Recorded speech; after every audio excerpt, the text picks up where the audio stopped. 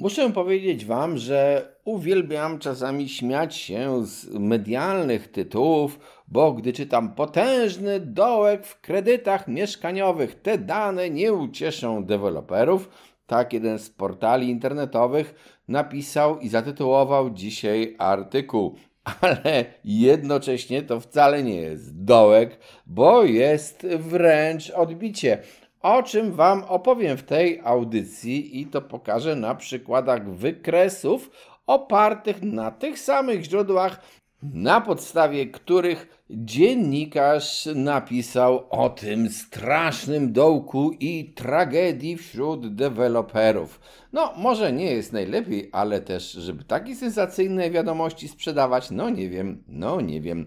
Opowiemy też przy okazji o danych GUS o zarobkach Polaków i porównamy to z tym, co dzieje się na rynku nieruchomości.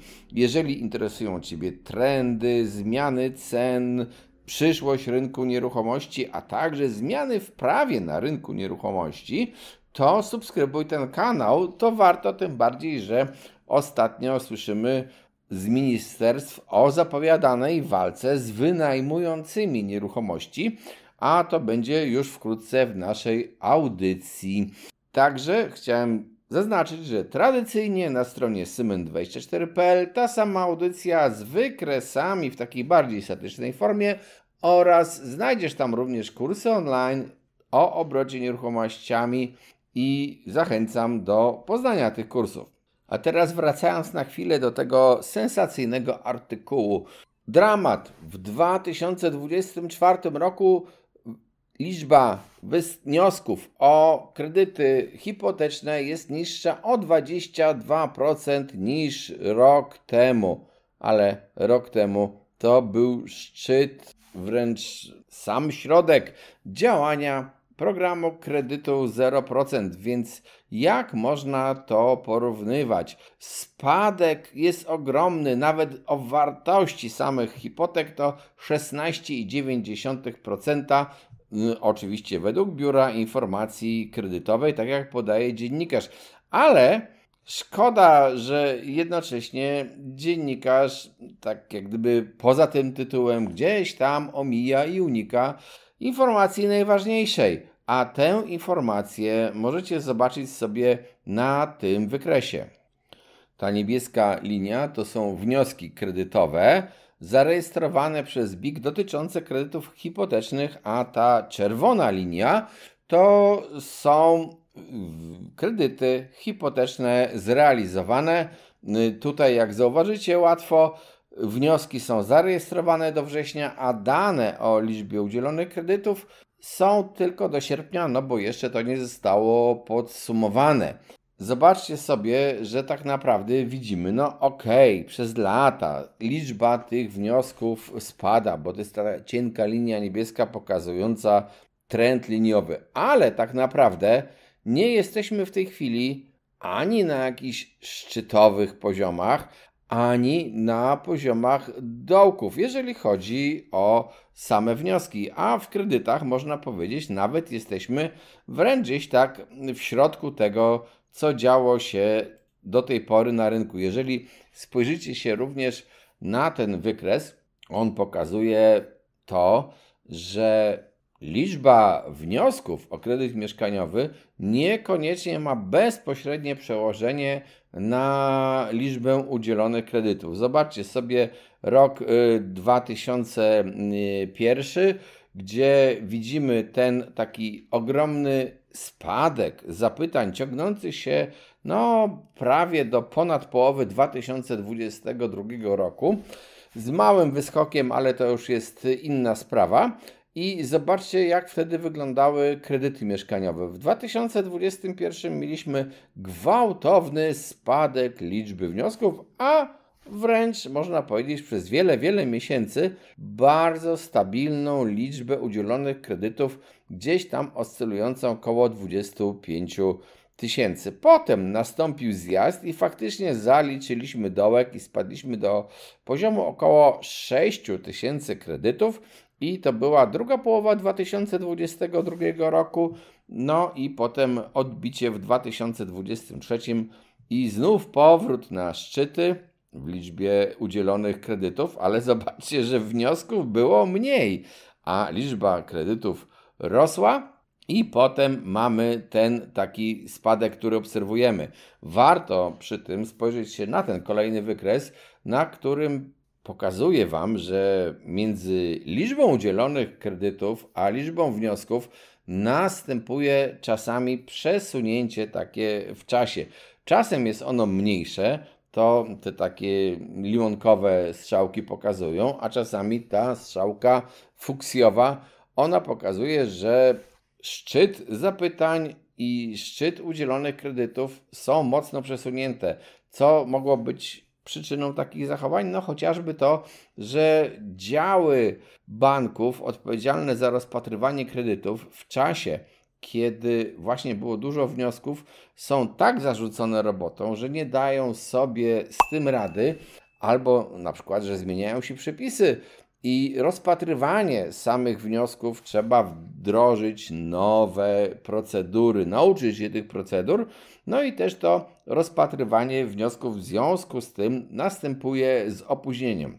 Ale jednak nadal spójrzmy się, ten rok 2024 no może do najlepszych lat w kredytach hipotecznych nie należy, zwłaszcza jeżeli tak jak na tym wykresie prezentujemy ich liczbę, bo jeżeli chodzi o kwoty kredytów, no to już całkiem inaczej i w zasadzie nawet z tej informacji BIK-u wynika, że te wnioskowanie, przeciętny kredyt to było o 444 tysiące złotych, co jest już o prawie 7% więcej niż rok temu.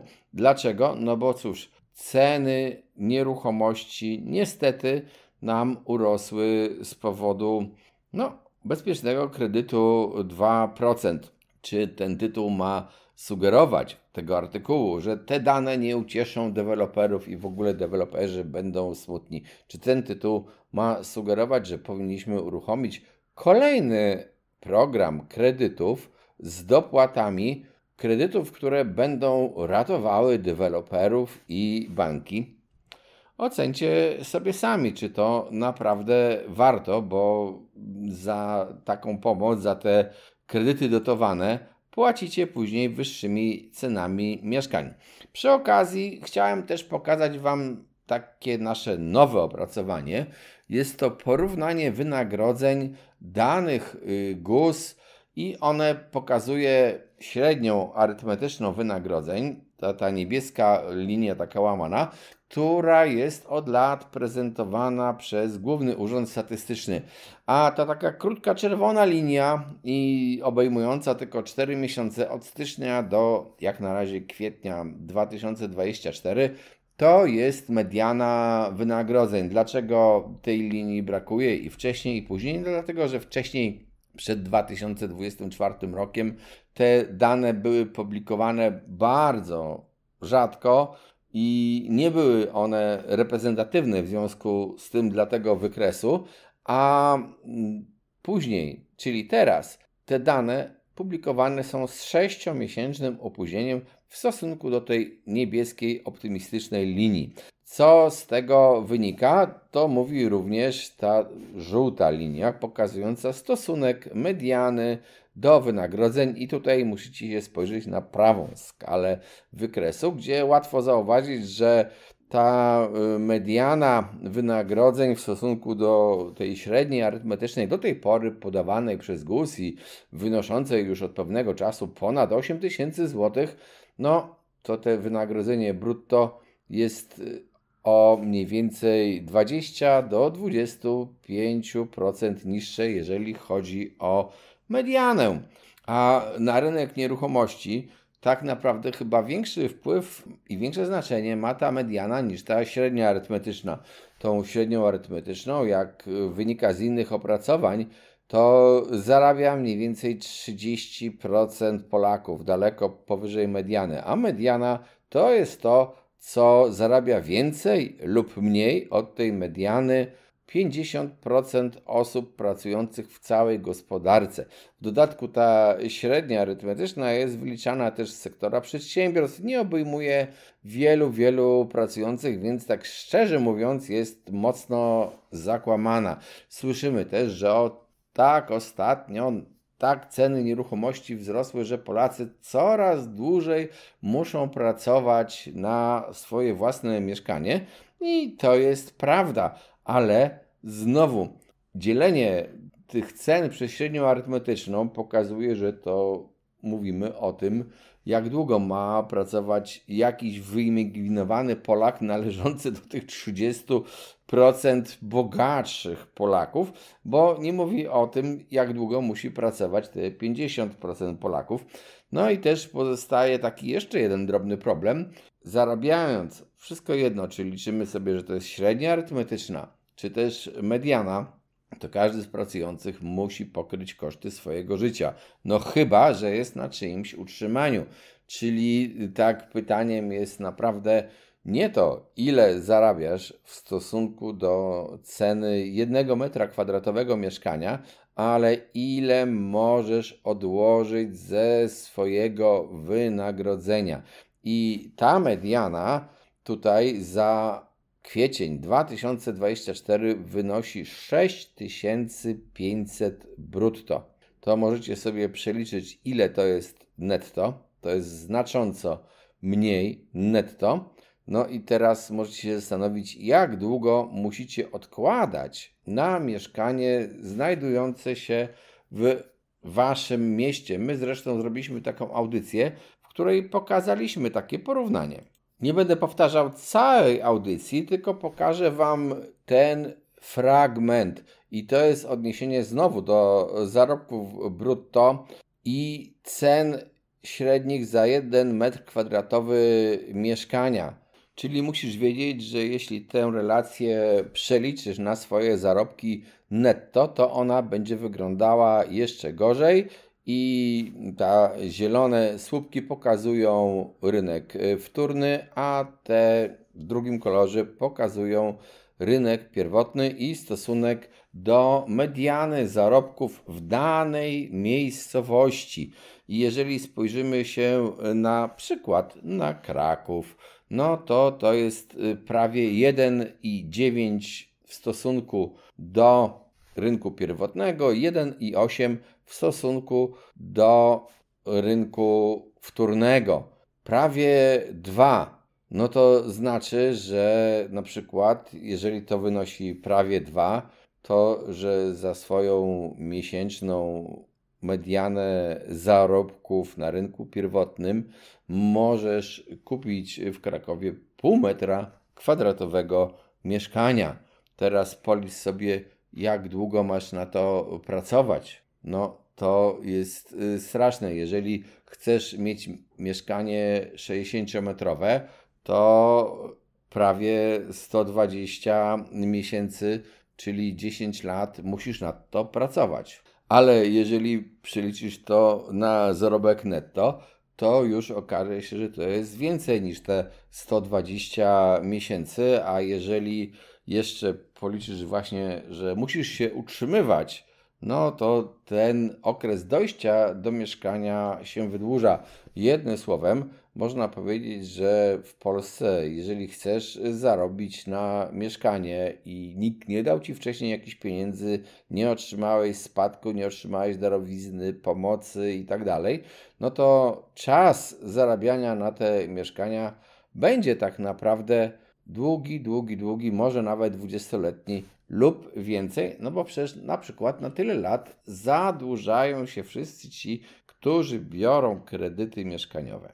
Na szczęście nasza sytuacja, jeżeli chodzi o kredyty, ma szansę się podobno poprawić, no bo słyszymy takie głosy od członków Rady Polityki Pieniężnej, że na przełomie pierwszego i drugiego kwartału 2025 nadejdzie czas na obniżanie stóp procentowych i być może dzięki temu kredyty będą tańsze. W bankach widać też taką akcję, że faktycznie niektóre z tych banków zaczynają obniżać oprocentowanie swoich kredytów na stopie stałej, ale też zwróćcie uwagę na marże które te banki biorą, one mogą rosnąć. Sytuacja, krótko mówiąc, nie jest może tak tragiczna, jak chcą przekazać dziennikarze, bo ludzie jednak biorą kredyty, bo kupują mieszkania, ale faktycznie jest ich mniej niż w czasach, gdy królował na naszym rynku kredyt z dopłatą, sponsorowany przez państwo, a tak naprawdę przez innych podatników kredyt mieszkaniowy. Niektórzy twierdzą, że deweloperzy upadną z tego powodu, ale to też według mnie troszeczkę takie przesadzone są twierdzenia.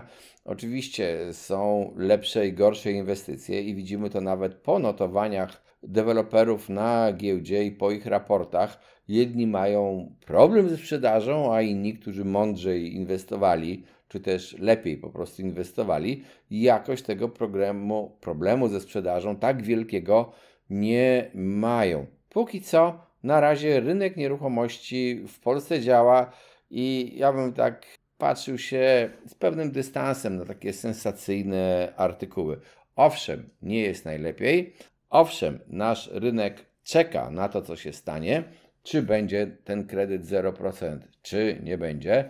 Czy faktycznie nasze ministerstwa i nasze władze rozpoczną walkę z wynajmującymi, zwłaszcza z tym krótkim najmem, to się okaże. Czy będzie budownictwo społeczne naprawdę realizowane, czy też skończy tylko się na opowieściach polityków. No, tego to ja nie wiem.